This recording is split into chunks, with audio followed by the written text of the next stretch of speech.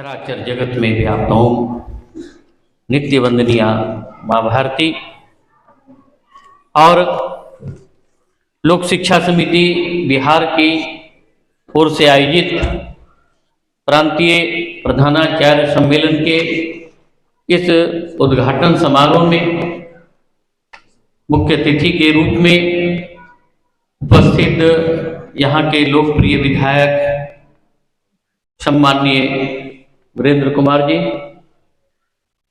इस उद्घाटन समारोह की अध्यक्षता कर रही लोक शिक्षा समिति की उपाध्यक्ष डॉक्टर प्रतिमा आनंद जी और विशेष रूप से रांची से चलकर यहाँ पर आए हुए विद्या भारती उत्तर पूर्व क्षेत्र के बिहार क्षेत्र के माननीय क्षेत्रीय मंत्री श्रीमान राम अवतार नरसरिया जी, लोक शिक्षा समिति के प्रदेश मंत्री डॉक्टर सुबोध कुमार जी, विद्या भारती बिहार क्षेत्र के माननीय उपाध्यक्ष और इस प्रधानाचार्य सम्मेलन के कार्यक्रम के संयोजक श्री जयप्रकाश वर्मा जी, इस विद्यालय के प्रबंध समिति के माननीय अध्यक्ष श्रीमान विनोद कुमार जी, हमारे कंधे से कंधे मिलाकर चलने वाले, योजना को मूर्त रूप देने वाले लोक शिक्षा समिति के प्रदेश के सह सचिव श्रीमान रामलाल जी, यहाँ पर उपस्थित इस क्षेत्र के सम्माननीय बुद्धिजीवी बंधु भगिनी, हमारे सभी पूर्णकालिक कार्यकर्ता बंधु और पूरे उत्तर बिहार से पधारे हुए यहाँ पर सभी प्रधानाचार्य बंधु भगिनी, पत्रकार बंधु, सभी को मेरा नमस्कार। वर्ष में 2 बार प्रधानाचार्यों के साथ हम लोग को बैठने का अवसर मिलता है, योजना हम लोग बनाते हैं। एक विभाग स्तर पर होता है जो सत्र के मध्य में होता है और उसमें जो भी हम लोग योजनाएं बनाते हैं पूरे वर्ष के लिए, उसकी समीक्षा की जाती है, कैसे उन सभी योजनाओं को पूर्ण करें, इसके बारे में चर्चा की जाती है।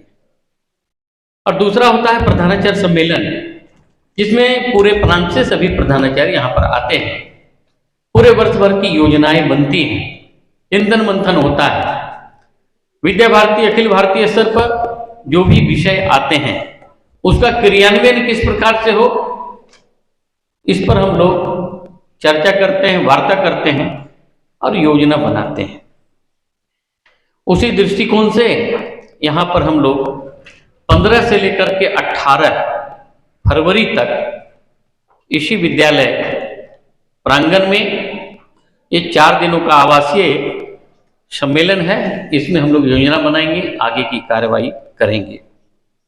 हम जानते हैं किसी भी व्यक्ति, समाज, संगठन और राष्ट्र के विकास के लिए जो भी कार्य होते हैं, योजना बनती है, उसका सिंहावलोकन करना और आने वाली चुनौतियों का ध्यान में रखकर समग्र और संतुलित कार्य योजना हम कैसे बनावें, इस पर बात करना, योजना बनाना आवश्यक होता है।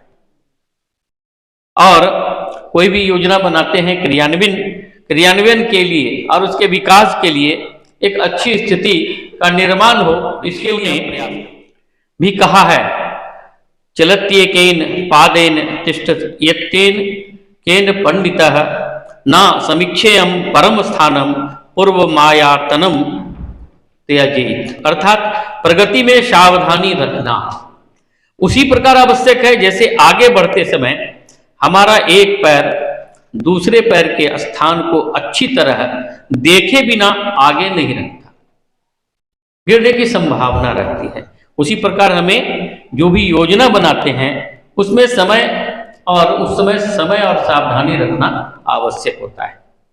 समग्र और संतुलित कार्य योजना से हमारा तात्पर्य है विद्या भारती के कार्य के जितने भी आयाम हैं उन सब के लिए हम गतिविधियां तय करते हैं, कार्य और कार्यक्रम को सुव्यवस्थित और संपन्न करने की पूर्व योजना निर्धारित करते हैं।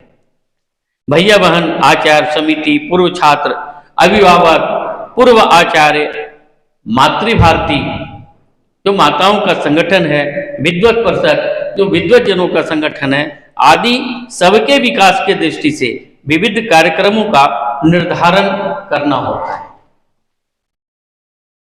विगत सत्र की जो भी कमियां रही हैं उसके बारे में चिंतन करना, सिंहावलोकन करना और फिर नवीन योजना हम कैसे बनावें, कैसे उसको सफल करें, इस पर हमको प्रयास करना होगा। कुछ ऐसे प्रेरणास्पद पक्षों को ग्रहण कर अपने कार्य को पूर्व की अपेक्षा और अधिक श्रेष्ठ और यशस्वी कैसे हम बनाए, इसके लिए प्रयत्न अपेक्षित है। महर्षि अरविंद के इस संदेश कि भूतकाल अपना आधार है, वर्तमान अपनी सामग्री और भविष्य अपना लक्ष्य, इसको ध्येय मान करके हमेशा अपने स्मृति पटल पर रखना चाहिए। नवीन सत्र आने वाला है, इस सत्र का हम अभिनंदन करें। अभी वार्षिक परीक्षा होने वाली है मार्च में। विशेष परिस्थिति में हम लोगों ने पहली बार द्वितीय पक्ष में यानी 2 बजे से फिर हम लोगों ने परीक्षा का आयोजन किया है, कारण कि सीबीएसई की परीक्षा मार्च में हो रही है, तो उसके साथ तालमेल बैठाते हुए द्वितीय पाली में परीक्षा लेने की योजना हम लोगों ने बनाई है। तो नए सत्रारंभ में हम अपनी शिक्षा क्षेत्र की नई चुनौतियां, इसके बारे में यहाँ पर चिंतन मंथन होगा। हमारे विद्वतजन यहाँ पर आने वाले हैं, उनका मार्गदर्शन मिलेगा। समस्याओं और आवश्यकताओं इत्यादि पर विचार करते हुए भैया बहनों के सर्वांगीण विकास की और विकसित राष्ट्र के निर्माण में विद्यालय परिवार की क्या भूमिका होनी चाहिए। हम जानते हैं सरस्वती शिशु मंदिर योजना में हम बालकों के सर्वांगीण विकास की परिकल्पना को लेकर चलते हैं। हम व्यक्ति का निर्माण कर रहे हैं, मनुष्य बनाने का काम कर रहे हैं, जो कि बहुत बड़ा दायित्व हमारे ऊपर है। एक एक विद्यालय में ऐसे अनेक ऐसे बच्चे मिलेंगे जिनमें उनकी छिपी हुई प्रतिभा को बाहर निकाल करके हम प्रस्तुत करते हैं। उसका एक छोटा सा उदाहरण अभी स्वागत गीत के माध्यम से हुआ है। क्या किसमें छिपा हुआ है हमें पता नहीं है, लेकिन यहाँ पर जो विभिन्न कार्यक्रमों के माध्यम से हम जो प्रस्तुतिकरण देते हैं उससे पता चलता है कि हमारे भैया बंधु में क्या छिपा हुआ है, क्या कर सकते हैं। असीम उत्साह उमंग के साथ वो अपनी जो भी उनके अंदर है प्रतिभा है वो बाहर निकालते हैं, और उसको बाहर निकालने का काम कौन करते हैं? हम सभी प्रधानाचार्य और आचार्य। इसलिए कहते हैं कि मनुष्य का निर्माण करने का कार्य कर रहे हैं। राष्ट्रीय शिक्षा नीति 2020 ये बहुत ही हर्ष का विषय है कि मातृभाषा में शिक्षा और भारत केंद्रित शिक्षा, इस राष्ट्रीय शिक्षा नीति में ये सबसे महत्वपूर्ण विषय आया है। 1952 में जब शिशु मंदिर योजना का शुभारंभ हुआ था, उस समय मैकाले शिक्षा पद्धति चल रही थी। तो अपने कुछ संघ के स्वयंसेवकों ने विचार किया कि ऐसे काम चलने वाला है नहीं, सरकार तो अपनी है ही नहीं कि शिक्षा नीति हम लागू कर दें, क्या करें। योजना बनी, चलो जलाएं दीप जहां अभी भी अंधेरा है। और गोरखपुर में 1952 में सरस्वती शिशु मंदिर का श्री गणेश हुआ। अपनी संस्कृति के अनुरूप हम शिक्षा देंगे, अपने इतिहास के अनुरूप हम भैया बहनों को बताने का प्रयास करेंगे। लंबा समय बीता, तब जाकर के एनडीए की सरकार बनी और राष्ट्रीय शिक्षा नीति कैसा होना चाहिए इसके लिए जन जन तक संदेश भेजा गया, गांव गांव तक संदेश भेजा गया कि बताइए अपने देश की शिक्षा नीति कैसी होनी चाहिए। उसी से उभर कर आया मातृभाषा में प्राथमिक शिक्षा। अंग्रेजी का विरोध नहीं करना है, अंग्रेजी में भी हमको तेज रहना है, अपने भैया बहनों को सब चीज बताना है, लेकिन हम मातृभाषा में प्राथमिक शिक्षा देंगे। और दूसरा, भारत केंद्रित शिक्षा।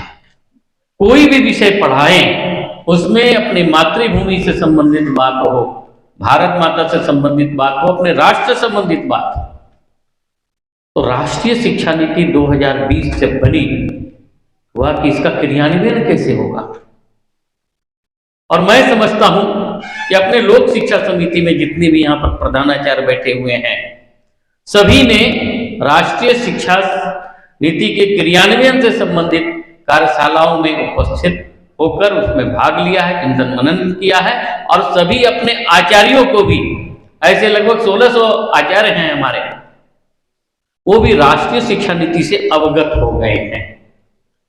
सभी ने कार्यशालाओं में भाग लिया है और जो 25 विषय विद्या भारती की ओर से दिए गए थे उसमें कुछ न कुछ अपनी महती भूमिका वो निभाने में सक्षम हो गए हैं। किसी न किसी विषय के वो विशेषज्ञ होकर के तैयार हैं, कहीं भी उनको भेजा जाएगा तो वो जा सकते हैं।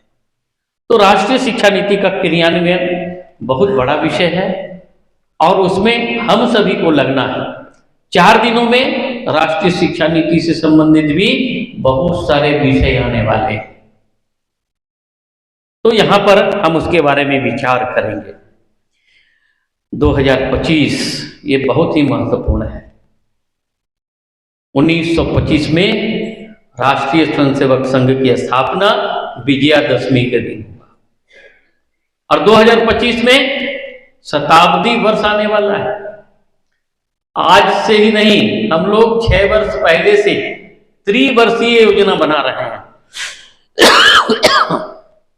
कि 3 साल में हम क्या करेंगे और 2025 तक हम कहां तक पहुंचेंगे। कोई भी ऐसा क्षेत्र अछूता नहीं रहे। तो प्रखंड स्तर तक पहुंचने की योजना, अर्थात विकास हम कहां तक, विस्तार हम कहां तक ले जाएंगे। संस्कार केंद्र है, एकल विद्यालय है, सेवा केंद्र है, चिकित्सा केंद्र है, सिलाई केंद्र है, ये सब भी स्थापित करके हम अपनी पहुंच वहां तक बनाएं।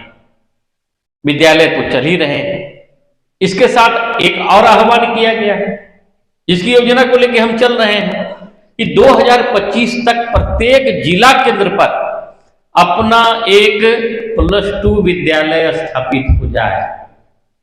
मैं यहां पर आप सभी को बताना भी चाहता हूं, अभी बहुत सारे जिला केंद्र पर अपना विद्यालय नहीं है।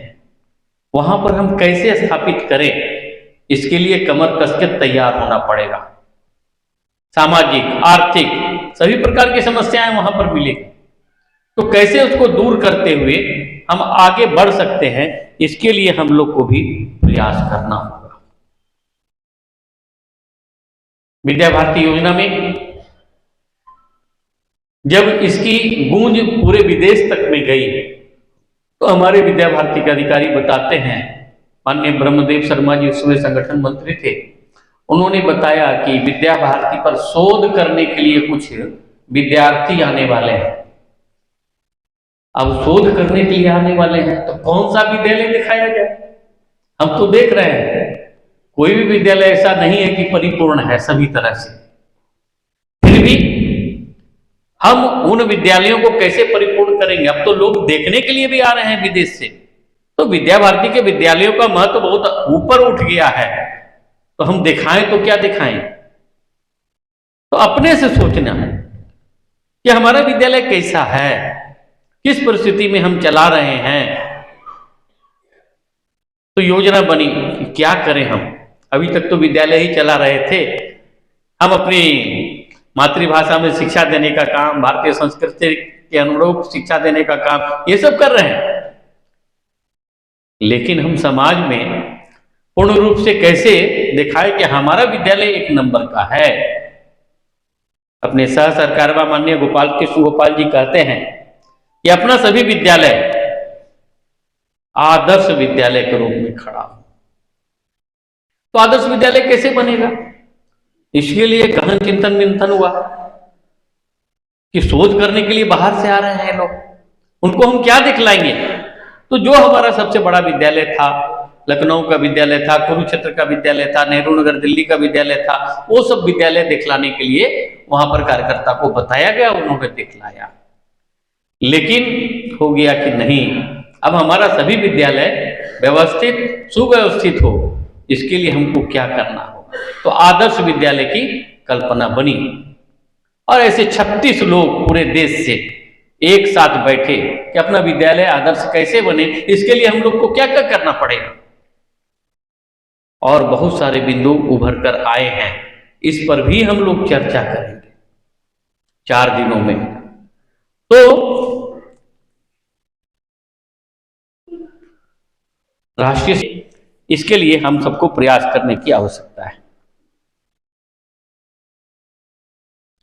इसी नाते अपना राष्ट्रीय शिक्षा नीति का प्रभावी क्रियान्वयन अपने अपने विद्यालय में दृष्टिगत हो तथा समाज व संपूर्ण शिक्षा जगत में इसके उद्देश्यों के क्रियान्वयन हेतु बैठकों, कार्यशालाओं इत्यादि का आयोजन में हमारी सक्रिय भूमिका होनी चाहिए, समाज व्यापी भूमिका होनी चाहिए, ऐसी अपेक्षा है। और आशा है, नहीं पूर्ण विश्वास है कि विद्या भारती ने प्रधानाचार्य को योजना का केंद्र बिंदु माना है। और योजना का केंद्र बिंदु का मतलब है कि जितनी भी प्रकार की योजनाएं होती हैं उसका क्रियान्वयन में प्रधानाचार्य की सबसे शिक्षा समिति बिहार में किस प्रकार के विद्यालयों का संचालन कर रहे हैं। तो इसमें बहुत सारी योजनाएं बनी हैं, पूरे वर्ष भर की हम लोग बैठेंगे, चिंतन मंथन करेंगे। उदाहरण के लिए SC/ST का अपना मानक, विद्या भारती मानक परिषद के संबंध में सभी विद्यालय में जानकारी हो। राष्ट्रीय शिक्षा नीति पर मास्टर ट्रेनर हम बनाने के लिए क्या कर सकते हैं, इस पर भी योजना बनेगी। और भैया बहनों को विभिन्न प्रकार के खेल कूद है, विभिन्न प्रकार की बौद्धिक प्रतियोगिताएं होती हैं, शैक्षिक गतिविधियां होती हैं, उन सब के दृष्टिकोण से हमको क्या करना चाहिए, इस पर भी हम लोग चिंतन करेंगे। इसके साथ ही साथ SGFI से हमें विद्या भारती को मान्यता मिली है, इसलिए खेलकूद के क्षेत्र में भी हम आगे बढ़ चढ़ करके भाग लें। प्रत्येक विद्यालय से हमारे भैया बहन वहां पर अपनी उपस्थिति दर्ज कराएं। अभी शिशु वर्ग का खेलकूद हुआ था बगनगरी में पिछले साल, पाना पूर्णलंगा की एक बहन 3 गोल्ड मेडल ले आई। यहां पर होंगे प्रधानाचार्य जी। हम लोग को असीम उत्साह हुआ कि अखिल भारतीय स्तर तक पर ये जा सकती है, शिशु वर्ग तो प्रांत स्तर तक का ही होता है। तो इस वर्ष जो होने वाला है, इस वर्ष जो खेलकूद प्रतियोगिता होने वाली है, उसमें पूरी तैयारी के साथ ऐसे बहन को प्राथमिकता देकर के आगे बढ़ाने की आवश्यकता है। तो ये सब के साथ साथ विभिन्न प्रकार के प्रशिक्षण वर्गों का भी हम आयोजन करेंगे। इस सत्र में हम चाह रहे हैं कि अपना प्रशिक्षण विद्यालय बगनगरी में बनकर के तैयार हुआ है और उसमें प्रत्येक माह एक प्रशिक्षण निश्चित रूप से 5 दिनों का, 7 दिनों का ये हो और उसमें सबकी सहभागिता हो। उदाहरण के लिए वैदिक गणित का प्रशिक्षण है, घोष का प्रशिक्षण है, संस्कृत का प्रशिक्षण है, अन्य अन्य विषयों का, शिशु वाटिका का प्रशिक्षण है। इन सब विषयों पर भी हम लोग चिंतन मंथन आने वाले 4 दिनों में करने वाले हैं। आशा ही नहीं, पूर्ण विश्वास है कि इस सत्र, अगले सत्र में जो हम जाने वाले हैं, वो नए उत्साह और उमंग के साथ हम अपनी योजना को क्रियान्वित करते हुए 2025 को लक्ष्य मान करके हम अधिक से अधिक विकास और विस्तार का कार्य करेंगे। आज के इस अवसर पर प्रस्तावित भाषण के लिए मैं इतना ही कहकर अपनी वाणी को विराम देता हूं। भारत माता की जय।